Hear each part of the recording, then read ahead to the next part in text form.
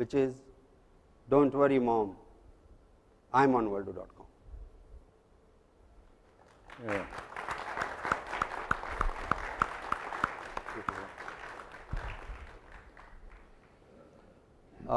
Any questions? Yeah, if you can get some chairs here. Yeah. With 2 chairs. Yeah. Come on.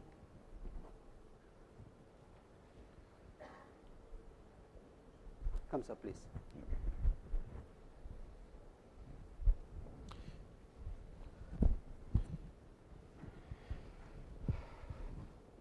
Any questions? If the media wishes to ask any questions with regard to the site, we'll be very happy to answer. Sir, good evening. Yeah. Hi, sir. Sir, so this is a website for kids. Has Aradhya seen it? Have you shown it to her? No, she's below the age of 5. This site is, I think, we decided to go from 5 to 9 years, that age group. And I think some of the research that we did, and I'm sure that Monish will be able to stand by that.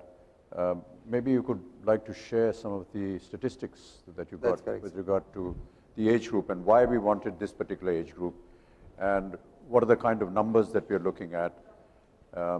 There is a philosophy behind that, and I'll just ask Monish if you can just. Sure. So there are 125 million kids between the age group of 5 to 9.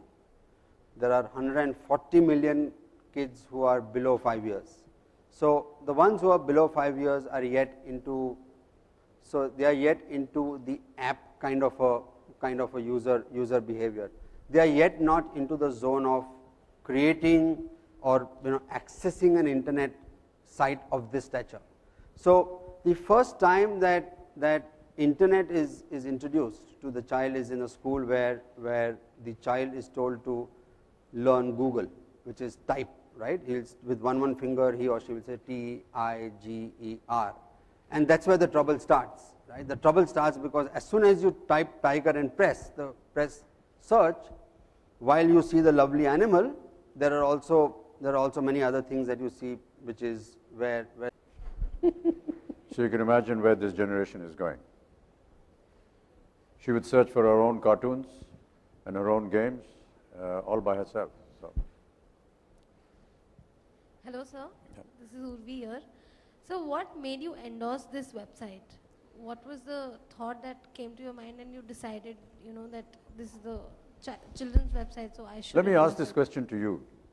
In this almost half an hour discourse that Monish did, I think most of you must have realized how intense the purpose of this wonderful site is.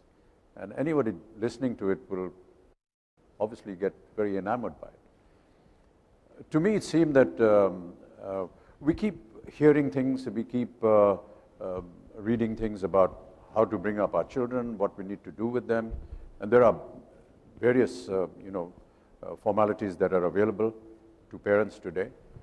But if something can be all combined under one roof at the press of a button, how wonderful it would be. And that's what really attracted me to it. And the fact that,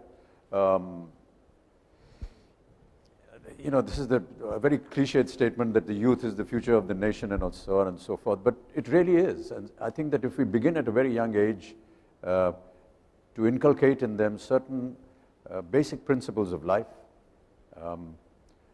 how to look after yourself, how to look after your room, how to look after your parents, cleanliness, just basic civic facilities, and at the same time be gaining knowledge.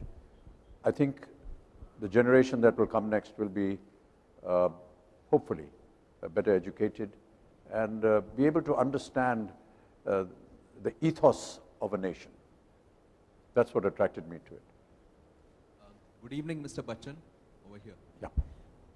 While working on WorldDo, were you reminded of your own childhood? And what were some of the games that yes, absolutely. You played growing up? My childhood was, almost 70 years ago. That's a hell of a long time. And there there was no computers, there was nothing of this kind at all. Our biggest attraction at that time was marbles.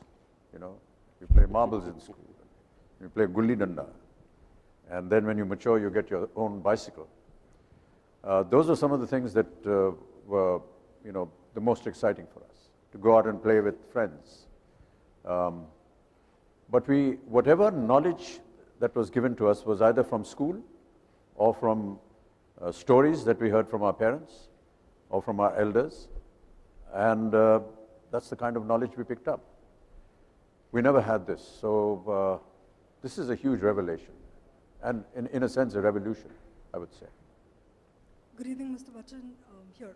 Yeah. My question to you is, how involved are you going to be going forward with the website?